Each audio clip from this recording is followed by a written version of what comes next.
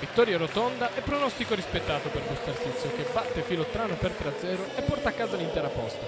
Il risultato non racconta dello sforzo delle Lardini, praticamente in ogni set, di rimanere in partita, ma evidenzia bene la differenza di caratura delle due formazioni. Basta la versione non migliore delle Bustocche, infatti, ad avere la meglio sulle combattive marchigiane. Lavarini mette in guardia in prepartita dal possibile calo di concentrazione e le sue ragazze, scese in campo con il quintetto titolare finalmente esente dal chat, sembrano recepire il messaggio. Partenza solida, gap scavato, sopra gli errori di Filottrano e 4 palle set per chiudere il primo conto. La truppa di Schiavo però non ci sta e reagisce neutralizzandole tutte, portando anche il set ai vantaggi grazie allo sforzo di Giulia Angelina e a delle belle intuizioni offensive di Gaia Moretti. Non basta però. Nel momento topico Filottrano fallisce la palla decisiva e poi soccombe nei rally successivi. Occasione sprecata, ma che si ripresenta in maniera analoga nel secondo parziale. Stavolta la partenza è decisamente più tesa. Busto sbaglia di più e i muri di Grant e Co si fanno sentire. Le due squadre vanno avanti testa a testa e nel finale la Wiba riprova la linea.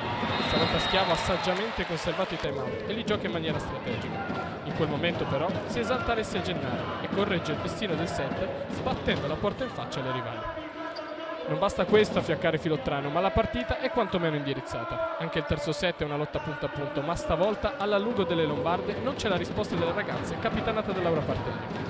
Si sprecano i miracoli di Visconti e l'impatto di Francesca Villani dentro, al posto di una spenta Britt Herbots, è ottimo, migliore quantomeno di quello di Bianchini, entrata a rimpiazzare un impalpabile Nicoletti dall'altra parte. Tutto inutile. Gennari sale definitivamente in cattedra e Lowe chiude i conti. Insomma, la Lardini torna a casa con una grande prestazione ma un pugno di mosche in mano, con la sensazione che con pochi errori si sarebbe potuto raccogliere di più contro una squadra che supera l'ostacolo invece grazie alle enorme quantitative di classe del proprio roster. Arriva l'ottava vittoria consecutiva invece per la UNT Work, la 10ª tra campionato e coppa, la 6ª a punteggio pieno. Il miglior ruolino di marcia, insomma, per presentarsi al Palaverde contro Coregliano per la super sfida di Santo Stefano.